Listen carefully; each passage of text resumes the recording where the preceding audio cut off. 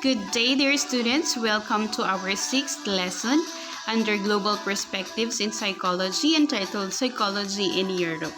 Okay, after the recorded learning sessions, I'd like you to differentiate the important concepts which I have chosen for you to be able to have a grasp on the contributions of the certain countries in Europe with regard to the development of our profession. And specifically, I have selected Spain, Germany, and United Kingdom to represent this continent. So let's proceed to our first topic, psychology in United Kingdom. So how was psychology been evolving in United Kingdom? Did you know that psychology in United Kingdom is already 100 years old? Okay, and of course, UK consists of England, Scotland, Wales, and Northern Ireland.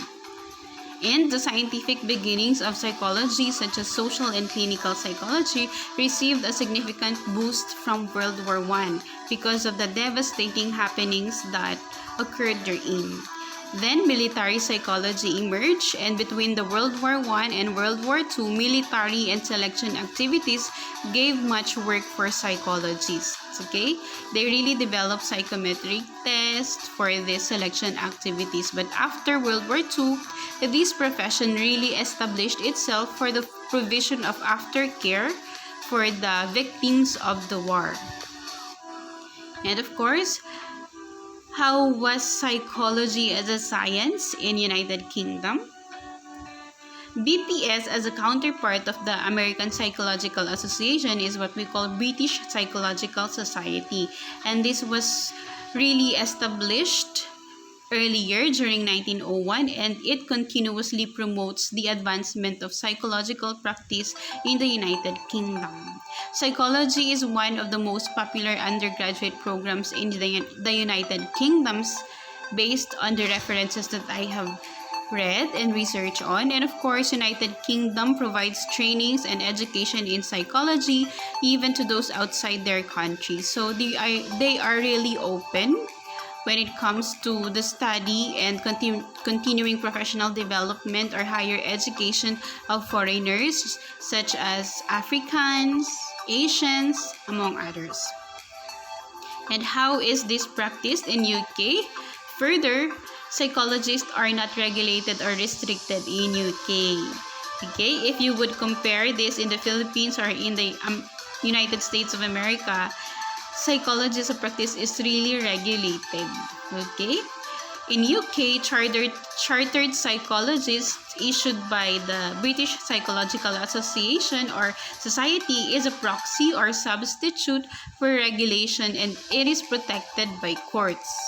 So they have that means for the psychologists to really be professional in practice, and they are recognized by the court, so they are chartered psychologists. Okay, unlike in the United States of America and in other followers such as Philippines, that there is really a tedious process for us to be known as psychologists. Nonetheless, we recognize the importance of qualifications, ethical standards, and professional growth, so that we'll be able to serve efficiently and effectively, ika nga. Okay?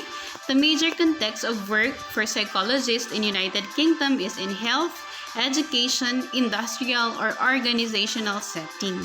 And did you know that most psychologists are in the public sector? This corresponds to secured work tenure and compensation. Okay, sana all. But what are the future challenges and prospects with regard to psychological practice in United Kingdom? Okay, they are not regulated, but they have chartered psychologists, and psychologists enjoy relatively high status and pay.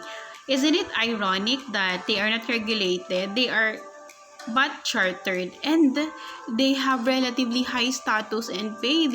They are well respected, and it is financially rewarding to practice psychology. So decipher on that. Many opportunities are present in the future since the earlier proponents or practitioners are already old.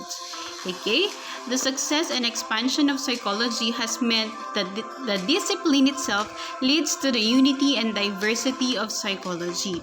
So thus, more specializations are needed.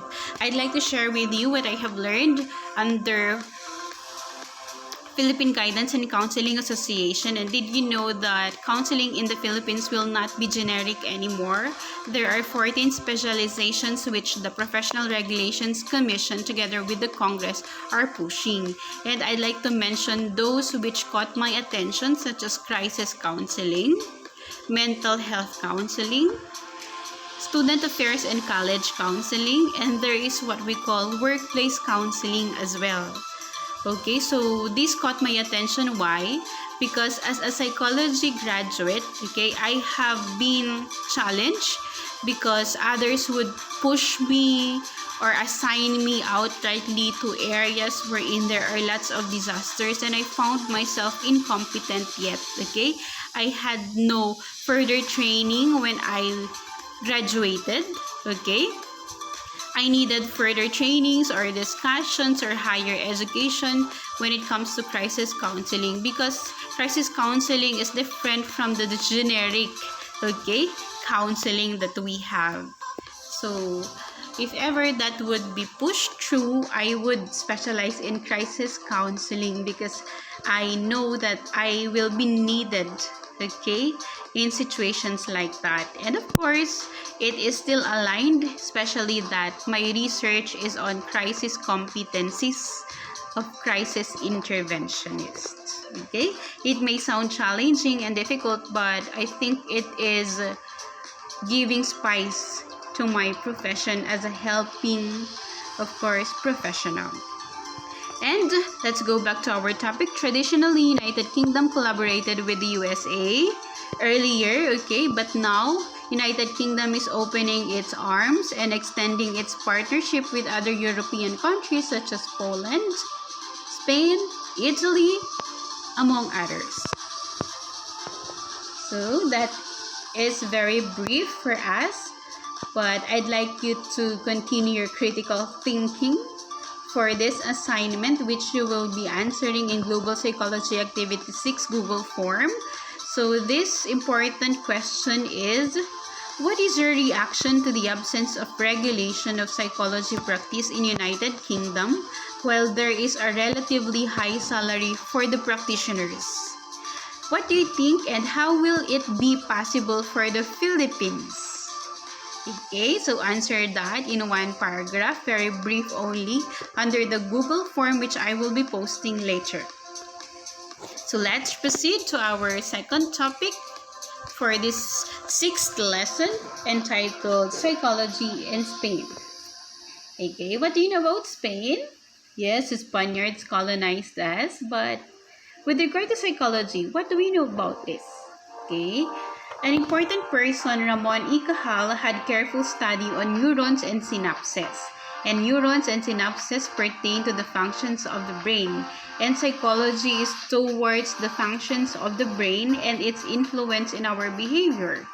Okay, so this has been one of the initiatives or inventions in Spain, which contributes nowadays to what we call the practice of neuroscience. Okay, because of this invention, Ramon E. Cajal had Nobel Prize in Medicine during 1906. Okay, and during 1921, the psychotechniques which pertain to the assessment and treatment of normal behavior emerged. Okay, and until now they practice it. If we differentiate it from psychotherapy kasi pertains to the assessment and treatment of abnormal behavior. Okay, so if we are curious about psychotechniques and how is this practiced to the Spanish, okay, to the Spaniards, then we could research more on this, or this could be part of your part 2 final exam together with the terms that I have discussed in the Chinese psychology. Okay, so let's proceed to the last box, Many Spanish psychologists were trained by Americans and they evolved successfully. Because of the training, they have conceptualized multivariate psychology, which pertains to the consideration of various variables that contribute to the human behavior, principles of psychology as well, which contributes now in our general psychology topics, and the multilingualism in Spanish culture. Okay, they have also studied this. And of course, I'd like to mention the facultad and the colegio, which is synonymous with our Commission on Higher Education Regulations and Accreditations. Facultad and colegio has been granted to the universities of Spain and of course in the Bachelor of Science in Psychology program. And Spain considered this as one of their milestones in the evolution of psychology. Why? Because the more that psychology is regulated and that the universities and the faculties are recognized, the more that credible graduates will be produced.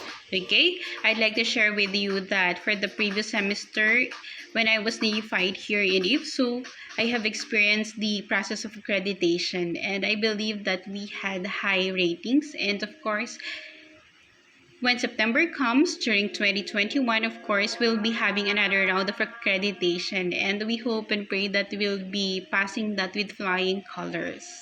Okay? That is just one of the tedious processes that the universities undergo so that they will be really monitored if they are doing their part for the graduates to be good, excellent graduates, and of course, reliable. So let's go back to our second batch. They generated a new predoctoral degree which resolved a long controversy in the international arena about the adequacy of a distinctive and unique degree in psychology. Okay, and the Spanish Military of Health enacted law creating the academic qualifications for a clinical psychologist. I hope that from the first until now that we are repeatedly discussing qualifications, ethical standards, competencies, among others across all nations. Okay, I hope that you are able to decipher the importance of this towards efficient, effective, and professional practice of psychology. And of course, clinical psychology grew rapidly in Spain. And based on the surveys of those clients, cognitive and behavioral perspective were identified as the most preferred treatment, followed by eclectic. When we say cognitive perspective, we are intervening or we are helping the client based on his or her cognitions. If is it rational or irrational, then if it is irrational, it really affects his behavior or his belief. When we say behavioral perspective, of course, we look at the behavior of the person and we determine the in-depth or the deeper or the deep-seated reasons why the person is behaving that way. Was it imitated? Was it learned? Okay, when we say eclectic, this is the mixture of numerous perspectives, approaches, and techniques so that we'll be able to address or intervene with the client effectively. Okay, let's go back to our second batch. Many books and psychological references from other countries were translated in Spanish for students and practitioners alike to be adept with psychological intricacies or jargons. Okay? I hope that you could see this as one of the essence why we are studying psychology in Spain, because if you could recall, one of the issues why we are not really content with Western psychology, specifically with the psychology in United States of America, because it does not really fit exactly our context. But Spain, of course, is bravo on this because it has shown its efforts in translating references for the faculties and for the students. And did you know that evaluative survey results from clients in Spain indicate psychology as a socially useful profession? Okay, so it really gives us a light emotion or feeling because psychology in the Philippines has not been this acknowledged, okay, but it emerges as a successful profession because of its contribution to the societal growth or the communal progress. So what are the future challenges and prospects with regard to psychology in Spain? The bilingualism, okay? Many professors and practitioners of psychology are not adept or fluent in English, especially when they move to Latin America, and they cannot excellently represent in the international arena, and it affects promotion since recruitment requires fluency in English, specifically in Latin America. Okay, that's why when they went back to the Spain, okay, they really had the effort to do it and to propagate the English language so that they'll be internationally competent. And of course, there is what we call Eurosci. During year 2001, they developed a European framework for psychology. Okay, what I have presented to you emanated from the American Association, International Association. If you could remember that, the competency framework, now the European psychology would like to innovate from that, okay, based from that, so that they'll be able to have a contextualized European framework for psychology. And did you know that there is a move for the health sector to consider psychology as one of the health professions in Spain? Okay? So I hope that with the brief concepts that I have shared with you with regard to the psychology in Spain, you have been able to grasp the importance of those. Okay? And let's proceed to our third topic, psychology in Germany. How did psychology evolve in Germany? Okay? Did you know that Germany has played a central role in establishing psychology as an institutionalized science? The trends in natural science and philosophy paved the way for Wilhelm Wundt to establish the first psychological institute in Leipzig, Germany. Okay, I know that you have learned this under General or Introduction to Psychology, and he was the first to call himself psychologist. And he defined psychology as a study of our inner world. And of course, Wundt published several documents which until now are very useful internationally, such as Fundamentals of Physiological Psychology, Journal of Psychology and Physiology of the Sense Organs, Philosophical Studies, and Psychological Studies as well. Okay? And from Wundt later emerged Gestalt Psychology, ACT Psychology, Psychoanalysis, and the Humanistic Psychology. And these are behavioral approaches when you learn about the techniques, strategies, in counseling psychology, and of course, in theories of personality, you could learn this. Okay?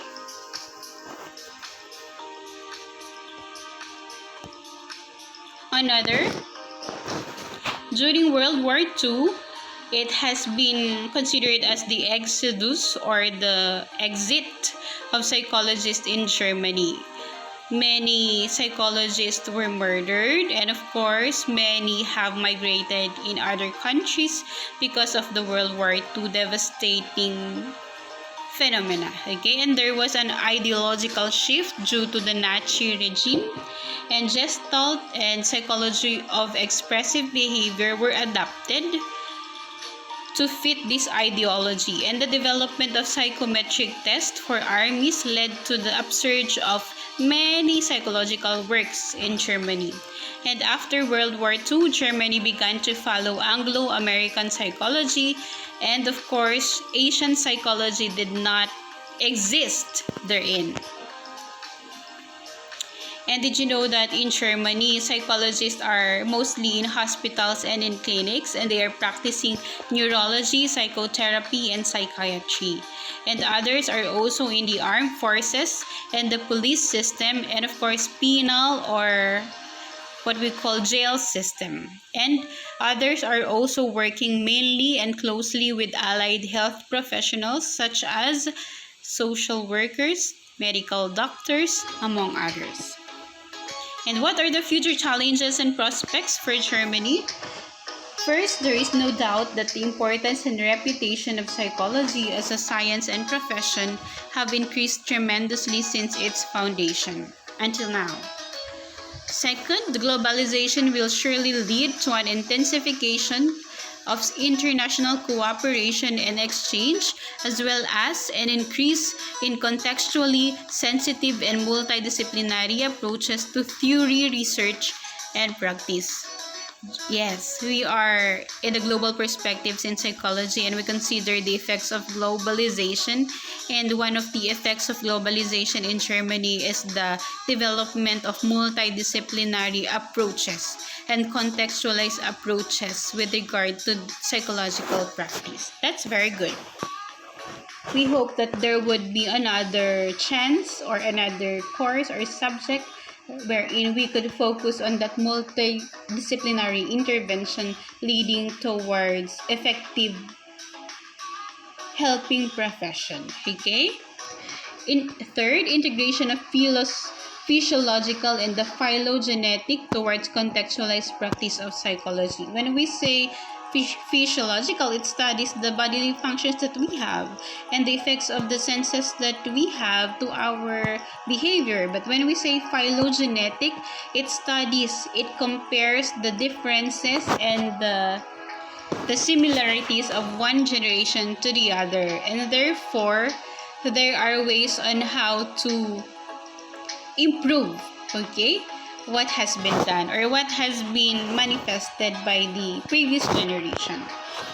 So aside from those concepts that I hope you have understand, I'd like you to practice your critical thinking through a reaction paper which will be answered through a Google form, Global Psychology Activity number 6. So, research on an article pertaining to psychological interventions given to survivor Jews after the Nazi regime and how this can be applied to refugees of war at present times. Okay?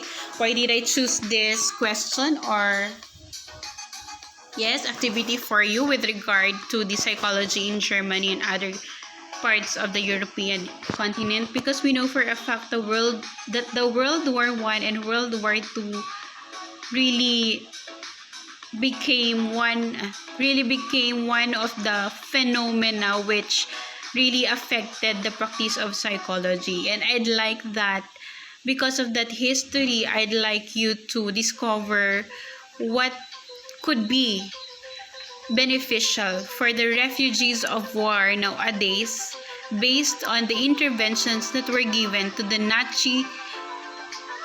to the Jewish survivors, okay, from the Nazi regime or World War I and World War II. Okay, I'd like us to connect the history, the past interventions, and its benefit nowadays. Okay, so that whenever there are current events that we hear, there are news of wars that we hear, we could already decipher the role of mental health professionals. Okay, so be patient in answering the reaction papers and the mini researches that you have under global perspectives in psychology, because I know that it is true that you'll be remembering the essence or the nuggets of wisdom from this subject. Okay, ensure that you are not just copying or pasting the references or the contents from the internet. I'd like to read substantial opinions and reactions from you. Okay, and I could decipher if you have copied that or if it's original from you. Okay, it is good that you will be basing your answers from the internet, but you should innovate. Okay, from there it should just be your springboard, but then you'll dwell on the significance of your own thought, thinking, or ideas. I hope that I hope and I believe that you can. You will, and you must. Okay? You are future seniors of BS Psychology program of ITSU, and you can. Okay? God bless. Thank you so much.